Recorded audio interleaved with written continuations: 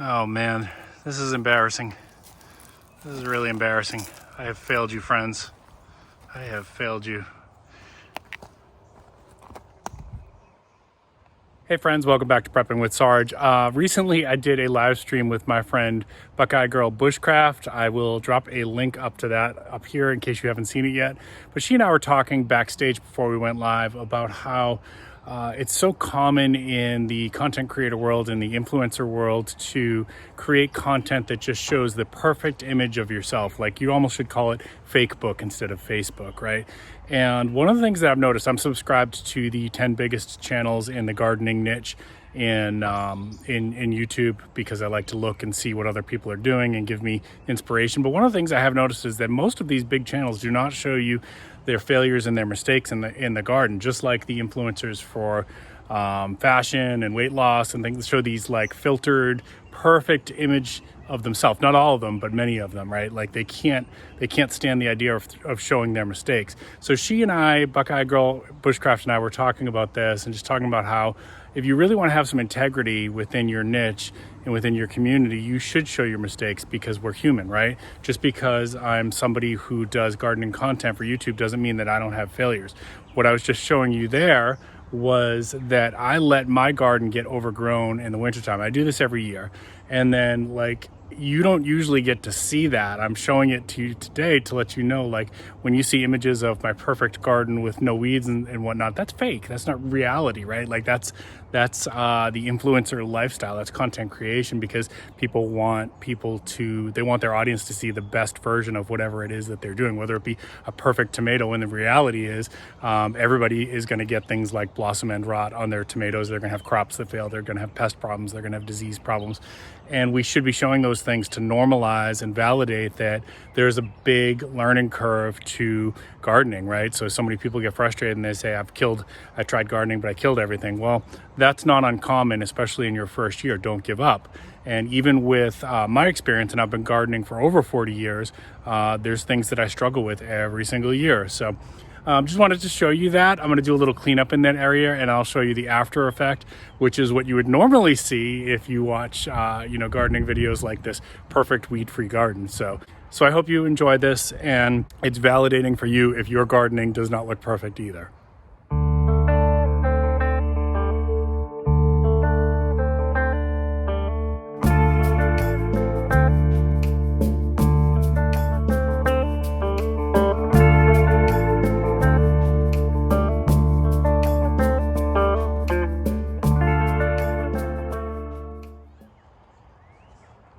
All right, so first thing I did was go through and take out all of the weeds by hand. I pluck it out. I do what's called no-till gardening, and the reason that I do no-till gardening is that when you do tilling, when you do rototilling, yes, you will get good production that year because what you're actually doing is you're grinding up all of the earthworms and the mushroom mycelium. I'm not sure if that's how you pronounce it, but basically that's how you're getting all your production, is you're sacrificing things that are actually beneficial for the soil. So if you do no-till gardening, what you do is you just pull out the weeds by hand. And you can see I missed a few right there. I'll grab those in a second. But what we've got left is this is some heirloom oregano that's been growing for several seasons in the south. You can actually overwinter that, and if you have a mild winter, it will keep growing. But a couple little straggler strawberry plants that are hanging in there, we're going to add to that. I got a rosemary bush here that I did some major trimming on, as you can see, because there was some damage that I had to cut out of there. And then we have a few little straggler asparagus. We're going to be adding to the asparagus bed as well today. So step one, pull out all the weeds by hand, just pluck them out. Yes, it does take a little while. Yes, it's a little bit more tedious, but it's much more healthy for the soil. And then I'm going to take all these weeds and we're just going to compost those. And those of you who are good foragers will recognize some of them there. Hello, bird. There's some edible weeds in there, which you could leave in there, but I'm actually planting something else in the garden. So we're just going to compost those.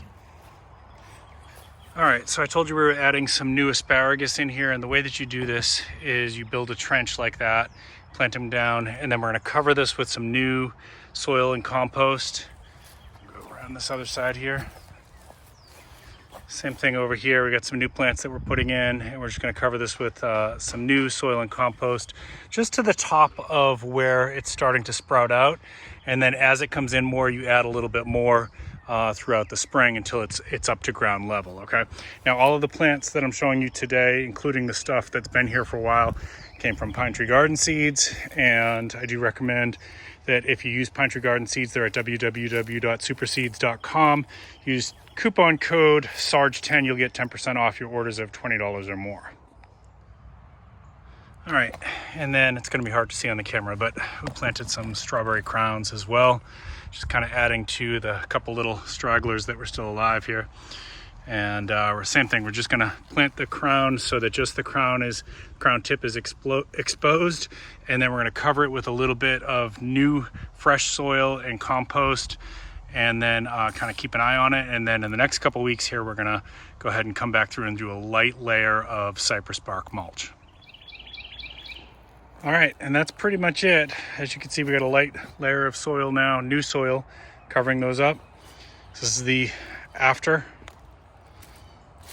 All right, we got our new strawberry crowns planted, new asparagus crowns planted, and then we got a few more things to do with this bed. We're going to watch this stuff as it starts to grow up. We cover it in more with a little bit more new soil and compost until it comes up to ground level. Same thing with these guys. We wait for them to kind of pop up a little bit. We got some stuff that's going to go in down there. I'm probably going to do basil down there, I think. Not sure yet. And then when it's ready to go for the summer, I do a light layer of cypress bark mulch, which actually helps to cut down on the amount of watering that you have to do. And also cypress bark mulch has some insect repelling properties, so also helps a little bit with pests. And that's why I like to use that. And it actually looks like this is cypress bark mulch here, the brown stuff. Okay. All right, folks, that's going to do it for me today. Just about done here. I'm going to water these just very lightly, and then I'm going to call it a day, go grab myself some dinner. It's just about dinner time here. So why did I do this video? Well, I just wanted to show you, if you're new to gardening, especially if you're intimidated by it, it's really important that you recognize that your garden doesn't have to look perfect. Just like with so many other things in content creation and influencing, there's a lot of stuff out there that's made to look like it's perfect because if somebody has a perfect garden, that's going to help them to get some new subscribers, or so the theory goes. However, some of us in the community think that integrity is even more important than showing the perfect garden, and I hope you feel that way as well. If you're brand new to the channel, please consider subscribing. I drop videos twice a week, all things preparedness, including food self-sufficiency. Would love to have you join the channel. If you get anything of value out of this, please consider giving me a thumbs up. Keep planting your seeds, keep stacking your silver. This is Prepping with Sarge.